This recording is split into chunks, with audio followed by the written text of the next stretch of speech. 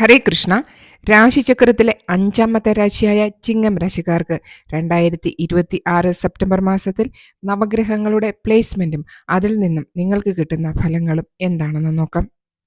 ഈ പ്രവചനം ജന്മരാശി ചന്ദ്രരാശിയെ അടിസ്ഥാനമാക്കിയിട്ടുള്ള സാമാന്യ ഫലങ്ങളാണ്. ഷോർട്സ് വീഡിയോ കാണുന്നവരാണെങ്കിൽ ചാനലിൽ വിശദമായിട്ടുള്ള വീഡിയോ അപ്ലോഡ് ആയിട്ടുണ്ട്, ദയവായി കാണുക. വീഡിയോയുടെ അവസാനം നിങ്ങൾ ചെയ്യേണ്ട വേദിക അസ്ട്രോളജി അനുസരിച്ചുള്ള ഉപായങ്ങൾ പറയുന്നതായിരിക്കും, തീർച്ചയായും കാണുക. ചിങ്ങം രാശിയുടെ രാശിയധിപൻ സൂര്യനാണ്. മകം, പൂരം, ഉത്രത്തിന്റെ 1ാം പാദം എന്നീ നക്ഷത്രങ്ങളാണ് ചിങ്ങം രാശിയിൽ ഉൾപ്പെടുന്നത്. ഈ മാസത്തെ ഗ്രഹസ്ഥിതി നോക്കാം. 1ാം ഭാവത്തിൽ സൂര്യൻ, ബുധൻ, കേതു, 2ൽ ശുക്രൻ, 7ൽ രാഹു, 8ൽ ശനി, അഷ്ടമശനിയുടെ കാലം നടക്കുകയാണ്. 11ാം ഭാവത്ത് ചൊവ്വയും 12ാം ഭാവത്ത് വ്യാഴവുമാണ്, ഉച്ചസ്ഥനായിട്ടുള്ള വ്യാഴം. സെപ്റ്റംബർ മാസത്തിലെ പരിവർത്തനം ചെയ്യുന്ന ഗ്രഹങ്ങൾ 3 സെപ്റ്റംബറിന് ശുക്രനും 7 സെപ്റ്റംബറിന് ബുധനും 17ാം തീയതി സൂര്യനും 19ന് ചൊവ്വയുമാണ് ഗ്രഹമാറ്റം ചെയ്യുക. ഈ ഗ്രഹങ്ങളുടെ പ്ലേസ്മെന്റ് അനുസരിച്ച് ഈ മാസം നിങ്ങളുടെ ആരോഗ്യം, ശിക്ഷ, സ്നേഹബന്ധം, ദാമ്പത്യം, ഭാഗ്യം, കരിയർ, ബിസിനസ് എല്ലാം എങ്ങനെയായിരിക്കും? വീഡിയോ കാണുക.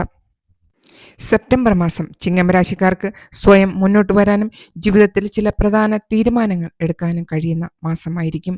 രാശാധിപനായ സൂര്യൻ തന്നെ 1ാം ഭാവത്ത് നിൽക്കുന്നത് ആത്മവിശ്വാസവും നേതൃത്വശേഷിയും വർദ്ധിക്കും. സ്വന്തം കഴിവുകൾ മറ്റുള്ളവർക്ക് മുന്നിൽ തെളിയിക്കാനുള്ള അവസരങ്ങൾ ലഭിക്കും. എന്നാൽ സൂര്യനോടൊപ്പം കേതുവും ബുധനും 1ാം ഭാവത്തിൽ നിൽക്കുമ്പോൾ ചില സമയങ്ങളിൽ മനസ്സിൽ ആശയക്കുഴപ്പം, ഓവർ തിങ്കിങ്, പെട്ടെന്ന് തീരുമാനമെടുക്കാനുള്ള പ്രവണത എന്നിവ ഉണ്ടായേക്കാം. അതുകൊണ്ട് തന്നെ പ്രധാന തീരുമാനങ്ങളിൽ കുറച്ച് ആലോചന ആവശ്യമാണ്. നിങ്ങളുടെ ആരോഗ്യം. 1ാം ഭാവത്തിൽ സൂര്യൻ ശരീരശക്തി തീർച്ചയായും നൽകും. പക്ഷേ കേതു ഉള്ളതുകൊണ്ട് കുറച്ച് നിങ്ങൾക്ക് ശരീരക്ഷീണം ഒക്കെ അനുഭവപ്പെടുന്നതിനുള്ള സാധ്യതയുണ്ട്. വക്രശനി 8ാം ഭാവത്ത് ഉണ്ട്. ആരോഗ്യ പ്രശ്നങ്ങൾ, പഴയ ആരോഗ്യ പ്രശ്നങ്ങൾ എന്തെങ്കിലും ഉണ്ടെങ്കിൽ അത് വീണ്ടും വരാനുള്ള ഒരു സാധ്യത കാണുന്നുണ്ട്.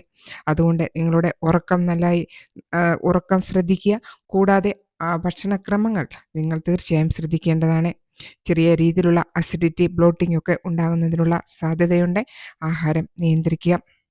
കൂടാതെ 2025 മാർച്ചിന് ശേഷം നിങ്ങൾക്കുണ്ടായിരുന്ന ഡെന്റൽ ഇഷ്യൂസ്, അതുപോലെ തന്നെ തൊണ്ട ഇൻഫെക്ഷൻ, അസിഡിറ്റി, കോൺസ്റ്റിപ്പേഷൻ ഇങ്ങനെയുള്ള കാര്യങ്ങൾ ചെറിയ രീതിയിൽ തന്നെ നടക്കുന്നതായിരിക്കും.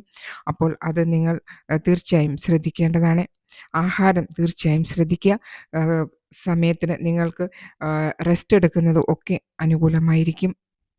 എഡ്യൂക്കേഷൻ. വിദ്യാർത്ഥികൾക്ക് ഈ മാസം കോൺസെൻട്രേഷൻ ശരിയായി ഉപയോഗിച്ചാൽ നല്ല പുരോഗതി നേടാൻ കഴിയുന്ന